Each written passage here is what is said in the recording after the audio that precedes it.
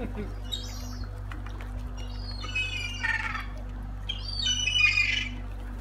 an update, we have gotten the parts shipped and they're going to be here on Tuesday. So we'll be able to fix everything that needs fixing. Hopefully a couple days after Tuesday we'll be done, and then we'll be heading off out of here. Yeah, so the big things that broke that need to be fixed are, one, the head stay, the anchor roller, and the wind vane. The wind vane's fixed, the anchor roller is almost fixed, and the head stay, as soon as the parts come in on Tuesday, will be fixed. Yeah. So then we'll be ready to roll. My parents are going to be coming down to visit and also drop off a Honda generator that we ordered. Thank you, Amazon. So with that, we'll be able to motor along and be charging the batteries through the battery charger to get down the ICW, because the ICW is motoring, not sailing, which is why we didn't want to do the ICW, but due to present weather, it's looking a lot better of a choice. Well, and we'll just do the ICW until the weather permits us to go out, and then right down to the Bahamas. So yeah, we're still really raring to go, and hopefully we'll be able to bring you more exciting footage soon. I mean, there are definitely pros to the ICW. You get to meet a lot more people. It's pretty, apparently. It's pretty, yeah. So we'll kind of hopefully get the best of both worlds, but who knows? Nothing has gone according to plan yet.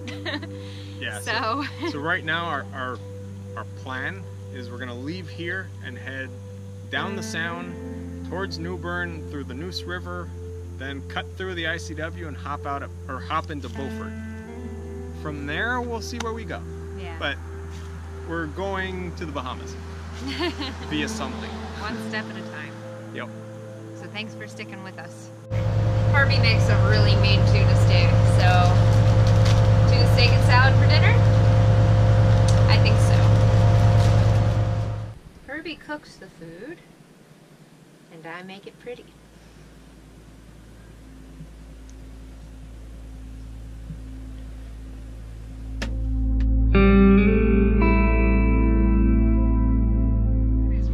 Dinner, I'm conducting another test.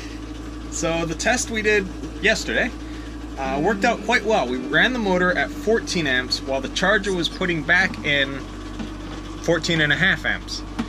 And according to that test, in theory, the motor should have been able to run indefinitely as long as the battery charger's on. So after 5 hours, or 5.5 hours, close to 6 hours, we turned everything off. Batteries are still full charge, so that worked out really well. So this time we're running the motor at 30 amps, which is double the amp draw that the battery puts out.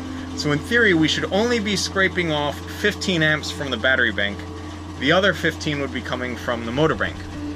So we've been running this for a couple hours now, and it's still holding up really well. So this is looking very promising for when we get our generator, when we have to do those long stretches of motoring down the ICW. Pretty much you just boil the package. There's some in there yet. Yes. Then you just pour it out over rice. An instant Indian food.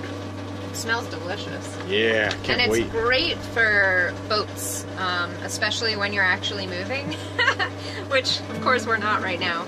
But when you're out and all you have to do is boil water and stick this in it, it's really great. And this can also be just like sopped up with bread. You don't have to actually boil rice with it. It's just that Herby is gluten intolerant, so yeah. But great find.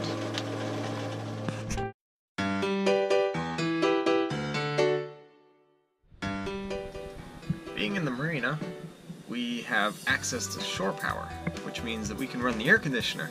Now it's been really cool for a bunch of days because it's fall and we're in the north still, so we haven't really needed the air conditioner, but all of a sudden a bit of a warm front came through and it's kind of hot and humid, and Maddie would like air conditioning, so we turned it on, and it turns out that for not being run for like 3 or 4 months, it's not happy with us. Maddie's here working on our next video that's coming out, while I'm over here working on the impeller. So the way it's set up, it's just these 4 bolts, or 4 screws, that go into the housing, and the impeller and everything is inside this housing. So my plan is to take these screws off and then pop off the facing. That way we can see what's going on. Success! So, it turns out that the problem was the pump probably ran dry, it wasn't cooled, and therefore the plastic at the bottom heated up with the friction, melted, and then fused together as it cooled.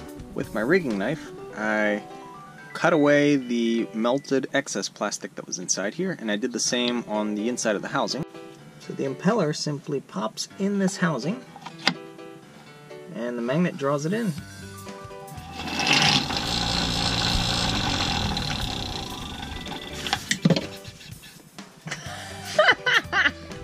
It works! So we'll get it put back together, and then we'll get water back in the system, and then we should have functioning air conditioning once again. Eddie and I decided to go biking today. It's kind of a gloomy day, but why not? Get out of the boat, stretch our legs, have some fun.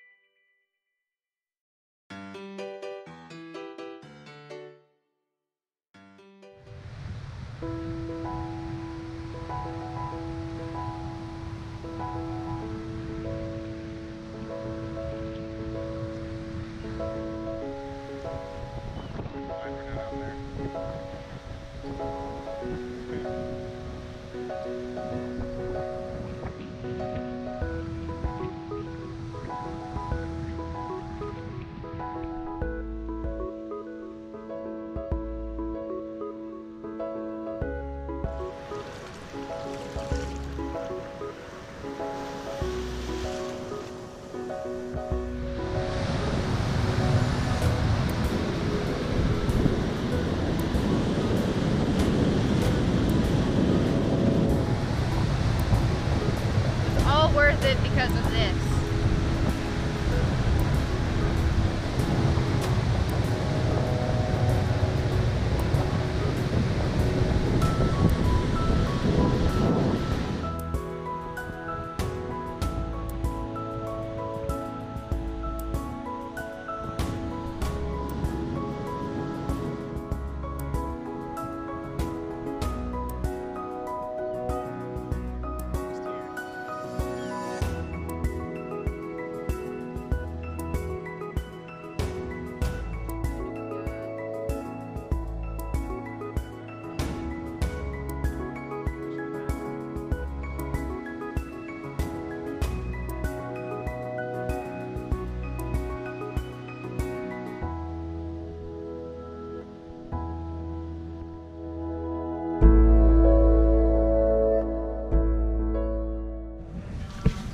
So our parts came in.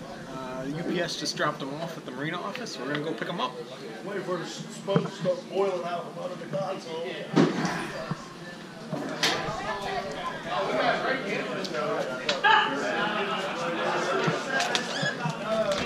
Thank you. You're welcome. Have a good one. You too. That was fast.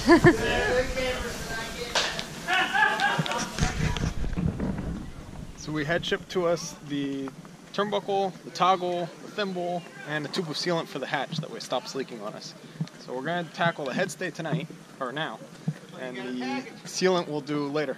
Yeah. Our package is in. We're just going to open it up.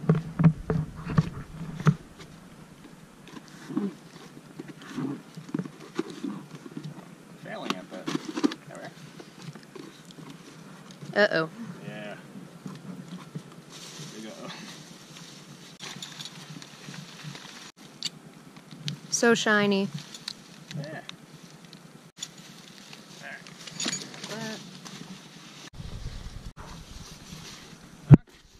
That should be everything. We contacted Bomar, and this is not the caulk that they recommend. They want us to use one by GE called Ultra something. It's SSG 4000, and we tried to order it from Amazon because that's the only place that sold it, and it was really expensive, and the shipping was going to be forever and really expensive. And then this one by Dow Corning was available with Prime. It was like $12 for the tube and came in right away. So apparently it's the exact same stuff, so we're going to try it out and hopefully it'll seal up our hatch so that we don't have the leaks anymore. Now, really important thing, with the head stay, we're going to switch from a synthetic deadeye to a turnbuckle, and to do the conversion we'll need a smaller thimble for the end of the head stay and a thimble for it, or a toggle for it. Our current configuration is a chafe sleeve that's put over the Dyneema stay, and then the lower part, which takes a lot of wear, is serviced, and you can see where it's quite severely worn in these areas. And then as we follow down, we come to a thimble, the lashings, and then the deadeye. And this is the part that got mangled by the anchor. So we're going to be replacing this section in here with a turnbuckle. We don't need such a large thimble right here because the turnbuckle is going to give us all the mechanical advantage that we would need. So we can use a much smaller one that'll fit easier in the turnbuckle and hook it all up together. Now, before you go disconnecting your head stay, it is uber important that you attach a halyard to the stem and tighten it really tight, because that is going to be your temporary stay while you're replacing the real one. Have it really good and tight, so it'll hopefully keep the mast from falling back, even though we do have an inner forestay that helps out with that as well.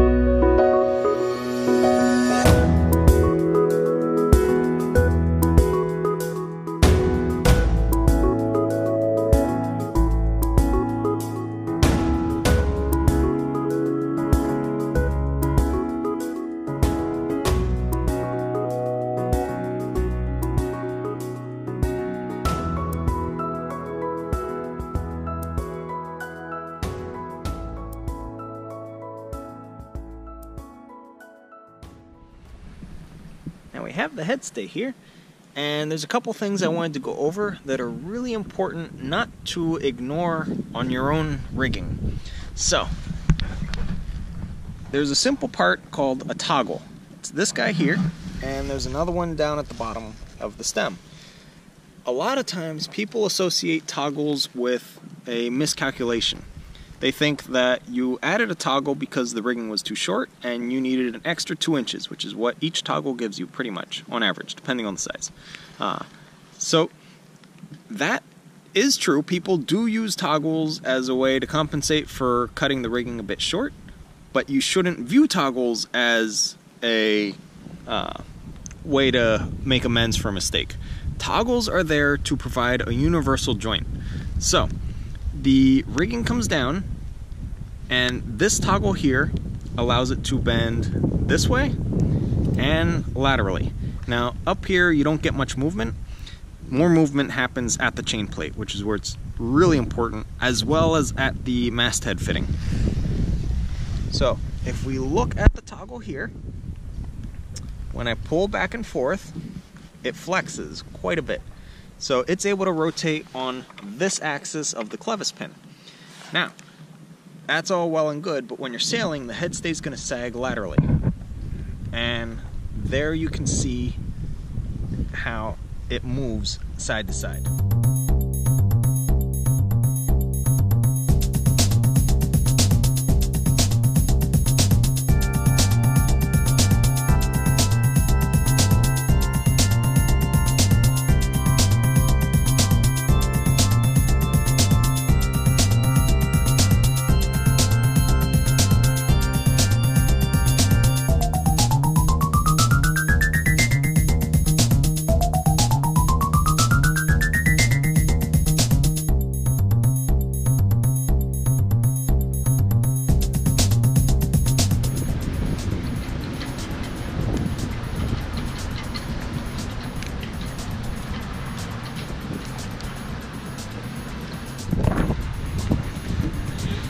So windy today. I'm really glad that we're waiting till Sunday to go out.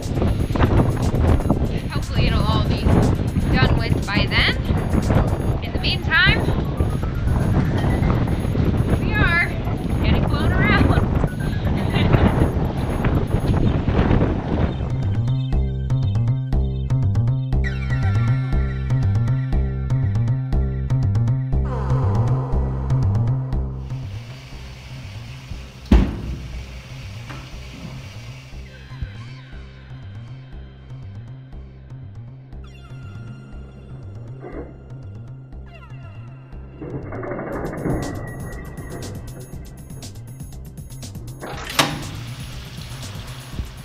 So we have 2 more days left here, and tomorrow's gonna be all just exploring. And so today is chore day. We're getting our laundry done because we don't know when we're gonna have laundry again. And then we're just gonna get everything ship shape, ready to go. Well, we can't go up, but here it is. Shame everything's closed for the season.